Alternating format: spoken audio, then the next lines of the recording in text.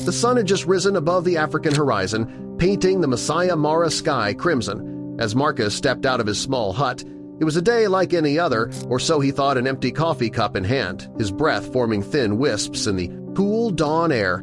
10 years living in this wilderness had taught him that each day brought its own surprises, but nothing could have prepared him for the moment that was about to unfold. The scent of red earth and savanna grass, damp with morning dew, filled the air as Marcus's eyes caught a silhouette moving at the edge of his vision, not wind, stirring the bushes, not clouds, drifting across the ground.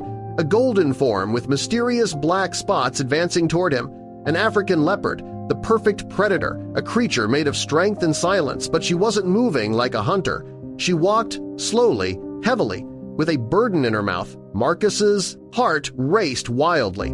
10 years of studying wildlife couldn't erase the most basic survival instinct, flee from danger, but there was something in the female leopard's gait that kept him frozen in place. Her brilliant amber eyes weren't those of a predator. They were the eyes of desperation of a mother, pleading the distance between them. Narrowed 20 minors, 15 minors, 10 minors. The dawn light was now bright enough for Marcus to clearly see what the leopard carried. A leopard cub bloodied almost motionless, a deep wound on the shoulder, a leg dangling unnaturally. Only the faint movements of the cub's chest indicated she was still alive. The mother leopard stopped just a few steps from the porch in an eternal moment.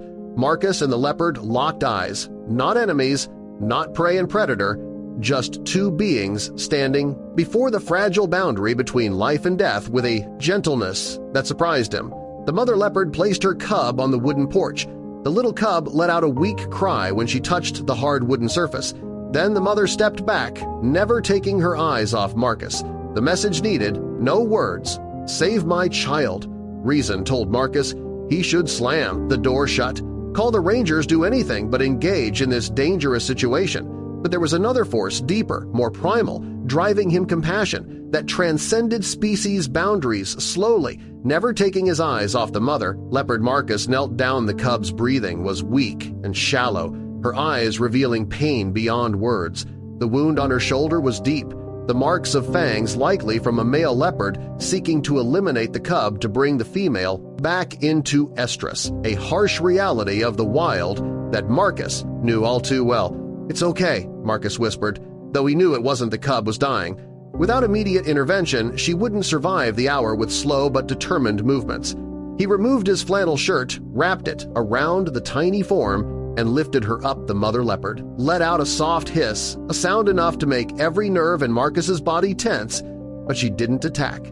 Instead, she stepped onto the porch, chose a position a few meters from the door, and lay down a silent sentinel as Marcus retreated into the hut, cradling the trembling little form in his arms. He knew his life had just changed forever, because in that moment his fate and the fate of these wild creatures had become intertwined in ways no one could have predicted, and the real story was just beginning. In the small hut, time seemed to slow down. Every moment was precious for the fragile life in Marcus's arms. He placed the leopard cub on the wooden table, sunlight from the window illuminating her blood-soaked golden fur, the deep wound at her shoulder, bright red and dark crimson intermingled fresh and clotted blood.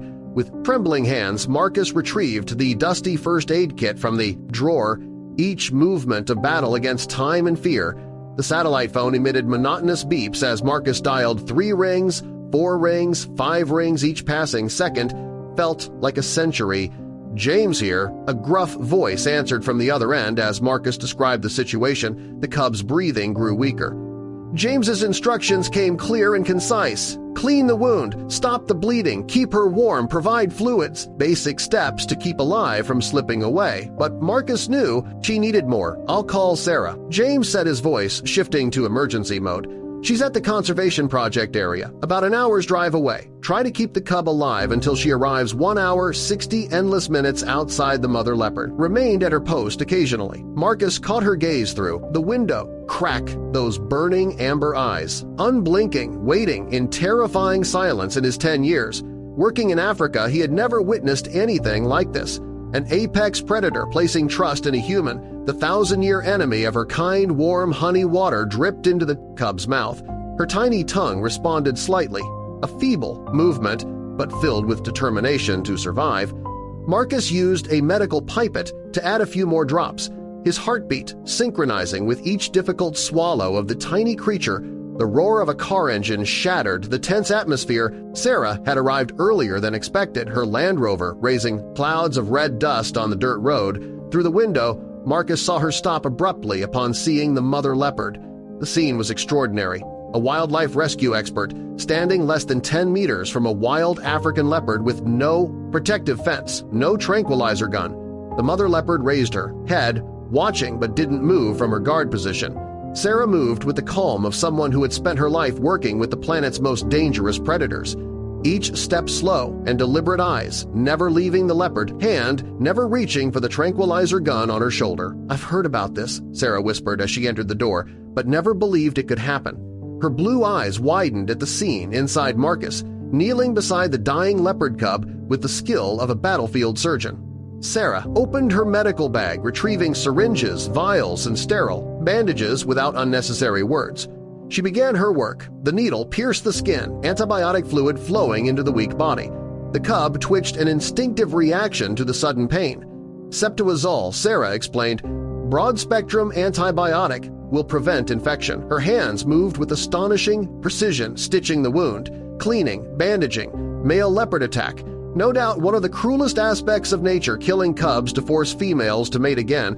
Marcus looked through the window toward the mother leopard, still standing guard. "She knows we're trying to save her cub." Sarah nodded, slightly, not pausing her work perhaps, or perhaps she's simply out of options. "But she chose you, Marcus, of all the creatures on this earth. She brought her cub to you. The sun began to set painting. The Masai Mara sky red. The room was bathed in brilliant orange twilight, casting long shadows of the two humans and the small creature fighting for survival. Sarah had done everything possible now. They had to wait. "Tonight we'll decide," she said, packing away the medical equipment. "If she survives the night, she might have a chance." Marcus looked at the cub, pitifully small, in the warm nest he had made her breathing. Remained shallow and rapid, but more regular. The tiny amber eyes occasionally flickered open, hazily looking into an alien world. As Sarah drove away, darkness enveloped the savannah. Marcus lit the oil lamp, the warm yellow light, creating a small oasis in the African night. The mother leopard was still there, her eyes reflecting the lamplight like two glittering gems in the darkness. The long night passed with the weak breathing of the cub and the rhythmic chirping of insects outside. Marcus didn't sleep his hand, constantly touching the small form to feel the warmth, to ensure that tiny heart was still beating each hour. Passed like a century every time the cub stirred, every time she made a weak sound. Marcus started fearing it might be her last, but when the first rays of dawn shone through the window, the cub was still alive. Not just alive, but stronger. Her eyes opened more clearly, responding when Marcus gently stroked her head. A warm feeling spread through his chest. Not a sense of victory, but awe at the powerful will to live in this tiny creature outside the mother leopard. Stood up, tense alert, as if sensing the change. Marcus opened the door, careful not to disturb the sleeping cub. Their eyes met again. Human and leopard, two different beings, connected by something deeper than instinct, deeper than logic. "She's still alive," Marcus said, his voice from lack of sleep and emotion. "And I think she's going to make it." The mother leopard stared at him motionless as a statue of gold and black under the African dawn.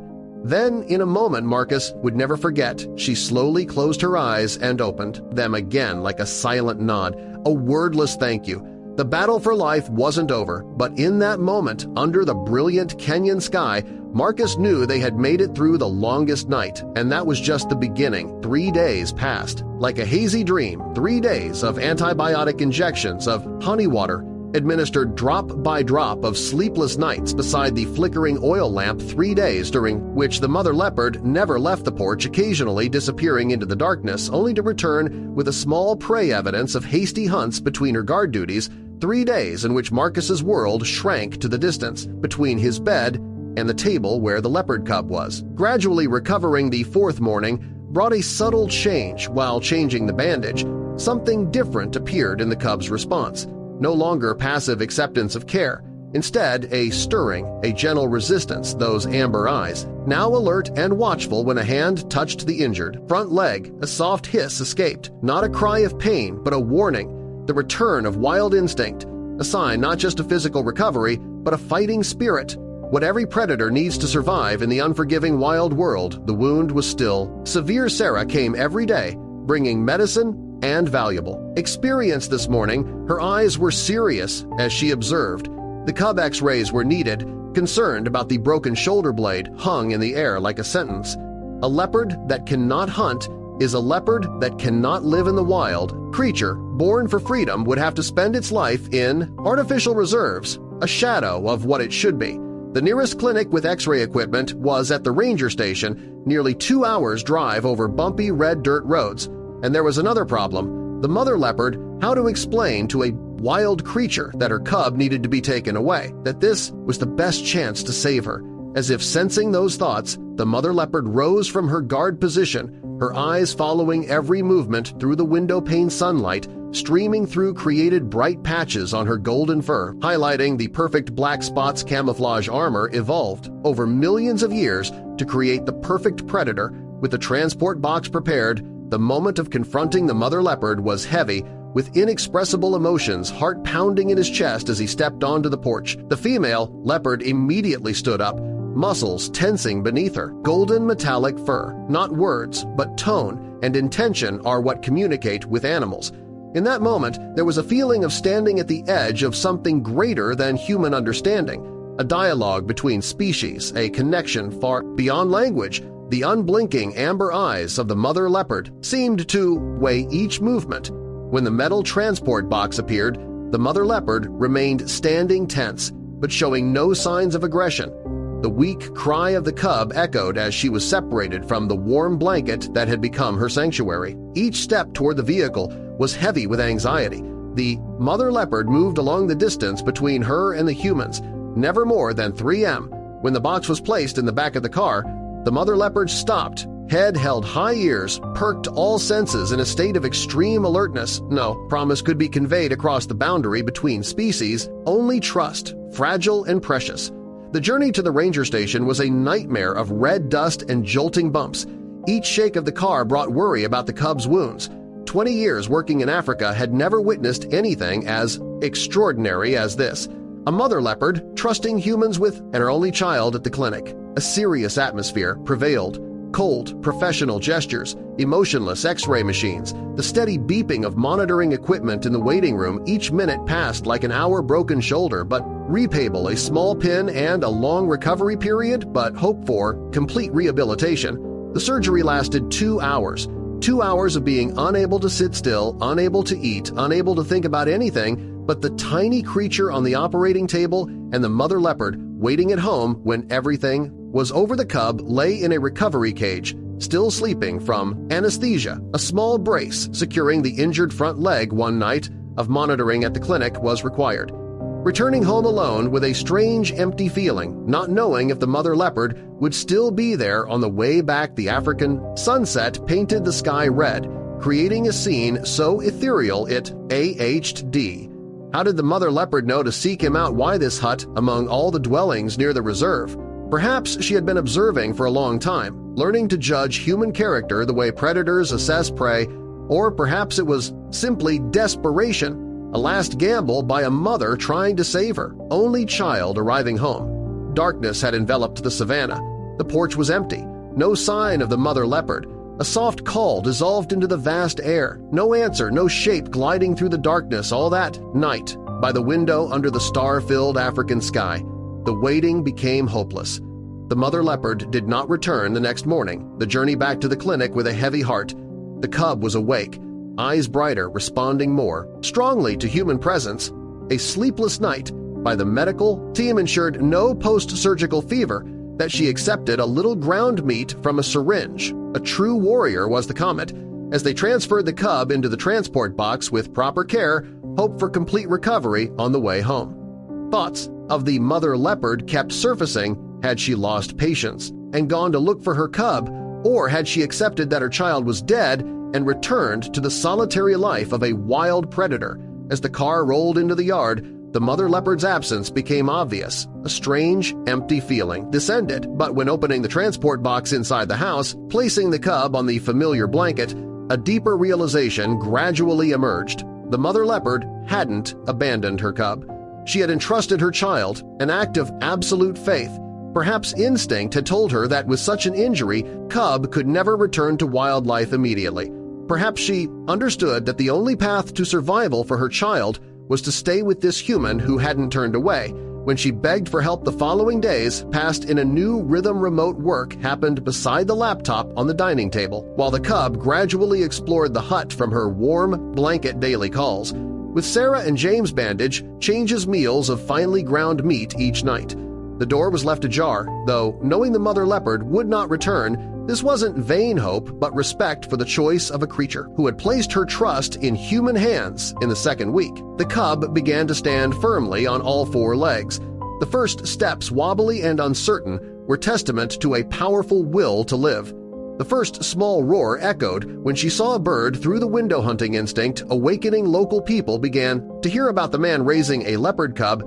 They came first, with suspicion, then curiosity, and finally respect the legend of the mother leopard who entrusted her cub to a human spread through the villages. Becoming a story told around campfires, wildlife researchers also came bringing cameras and scientific questions, but no theory could fully explain what had happened. This was not normal leopard behavior. They said this was something unique, an astonishing exception to the laws of wild nature as the third month past the cub, now named Jabari, meaning brave in Swahili, had developed into a powerful and beautiful creature. The wound had healed completely, leaving a small scar and a slight limp when she ran. But that didn't diminish her spirit from a weak patient. She had become a vibrant presence in the hut. Full of curiosity and energy, the day came to make a difficult decision. Jabari couldn't stay in the hut forever. She needed space, needed an environment more suited to her nature. Sarah and James had found a private reserve where Jabari could develop in a semi-natural environment, not completely wild, but not captive either. The morning of farewell was emotional. The reserve vehicle parked in front of the porch, waiting for its special passenger. Jabari, now able to recognize signs of change, paced restlessly in the room, her amber eyes gleaming with alertness. A final moment. Beside the blanket that had been her sanctuary in those first days, a final touch on her head behind her ears where she still liked it best. This bond couldn't be expressed in words, a connection formed in moments between life and death. As Jabari was led to the car, a golden-black shadow slipped past the edge of vision just for a moment, but unmistakable. The mother leopard had returned, watching from a distance, witnessing her child entering a new chapter of life. No one else saw her. No one else heard the gentle whisper of the savanna wind carrying the scent of a wild predator. But for Marcus, it was the final affirmation, a wordless thank you. The vehicle slowly drove away, taking Jabari to her new home, and as the red dust settled in the air, Marcus stood alone on the porch, his gaze fixed on the horizon where the mother leopard had disappeared. One chapter ended, a new one beginning, but the lessons of this extraordinary encounter would last forever.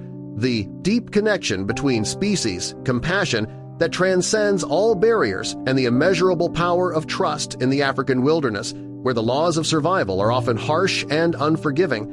A mother leopard chose to place her trust in human hands, and in that act she taught us that sometimes nature comes to humans asking for help, and all we can do is respond with our whole heart.